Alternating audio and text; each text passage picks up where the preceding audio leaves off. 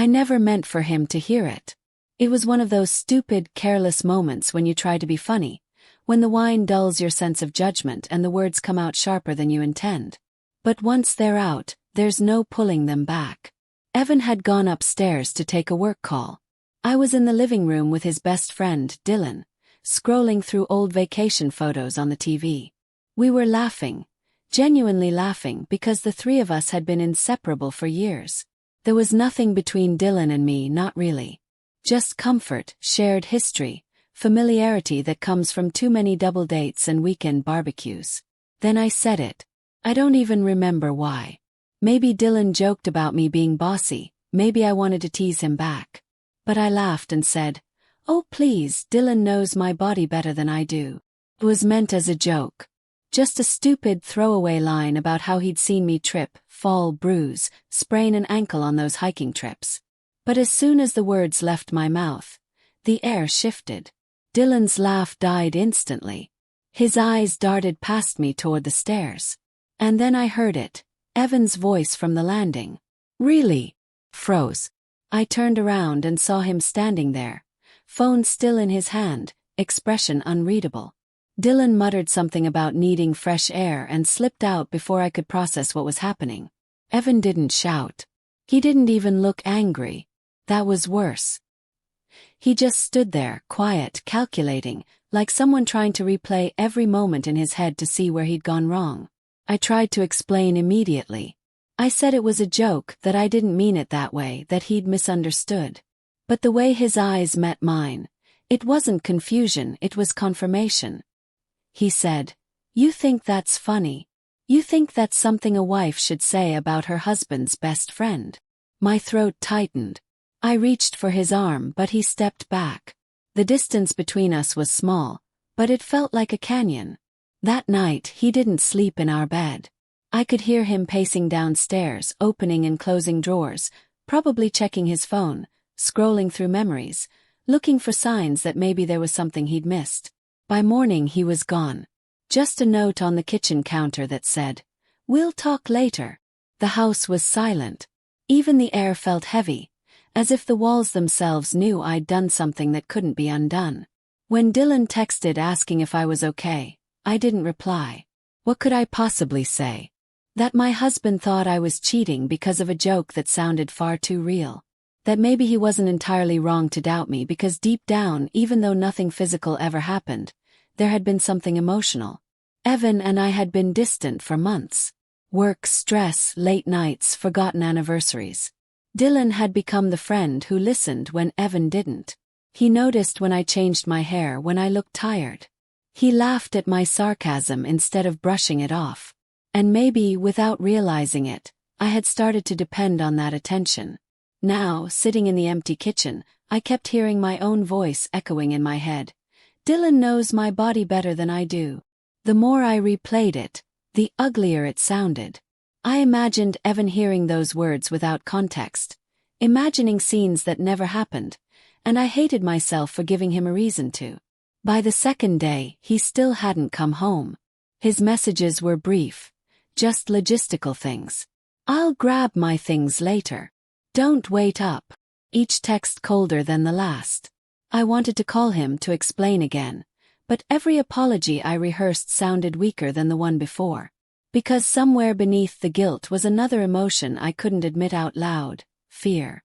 Not fear of losing him, but fear that maybe, subconsciously, I had wanted to hurt him. Maybe I wanted him to feel a fraction of the neglect I'd felt for months. Evan came back on a Wednesday evening. No warning, no message, just the sound of his key turning in the lock. I was in the kitchen again, pretending to read emails, though I hadn't processed a single word. When he walked in, I froze. He didn't look at me right away. He dropped his bag, removed his jacket, and went straight for the fridge like he used to. Only this time he didn't ask if I wanted something too. He grabbed a bottle of water, leaned against the counter, and finally met my eyes. "Where's Dylan?" he asked. It was such a sharp question, cutting through the quiet like glass breaking. "He hasn't been here," I said softly. "I haven't spoken to him." Evan nodded, but his expression didn't change. "Good," he said. I told him not to come around anymore. There was control. Not shouting, not accusations, just calm, deliberate boundaries. The kind of silence that makes you feel small. I didn't cheat on you, I whispered. He sighed, looking down at the floor. You didn't have to. The way you said it, it was enough. You don't say things like that unless you've thought about them first. That stung more than yelling ever could. He was right. I had thought about it. Not in the way he imagined, but still. The thought had existed. The curiosity, the comparisons, the questions I never said out loud. I tried again. It was a mistake. A stupid joke. He looked up then, his eyes raw, red around the edges from sleepless nights. You know what hurts the most?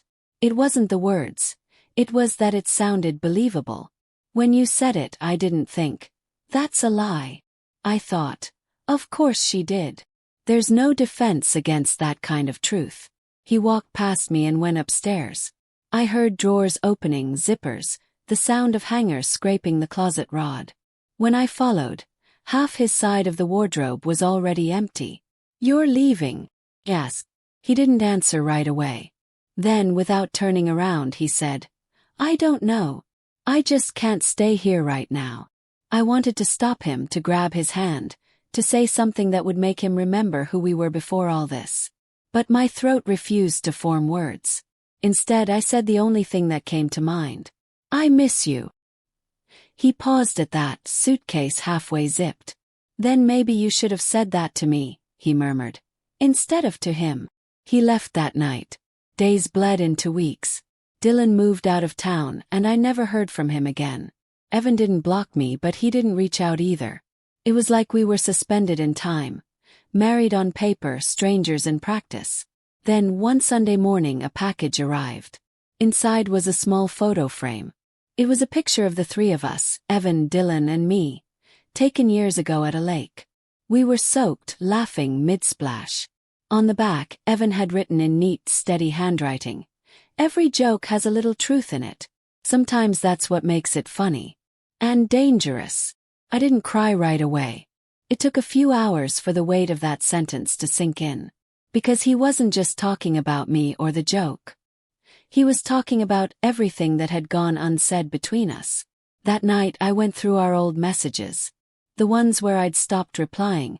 The ones where he'd tried to reach out and I'd brushed him off. Somewhere in the quiet routines of our marriage, we'd both stopped trying. I had replaced connection with sarcasm. He had replaced affection with absence. I wrote him a letter. Not to ask for forgiveness, not to fix anything, but to finally say what I hadn't been brave enough to say before. I told him that the joke was never about Dylan. It was about me. About how invisible I'd felt, how unwanted. About how desperate I'd been to feel noticed again, even if it was for the wrong reason. I never sent it. Instead, I folded it neatly, placed it inside that same picture frame, and left it by his doorstep one evening. Then I walked away. Weeks later, I got a text from an unknown number. It was a photo, our old picture, the one from the lake. Under it, he'd written, "Got your letter. Believe you. I'm not ready yet, but I believe you." It wasn't forgiveness, not entirely. But it was something. And maybe, for the first time in months, I allowed myself to hope that not every mistake has to end in ruin. That sometimes the worst words we say can still lead us back to truth, if we're willing to face what made us say them.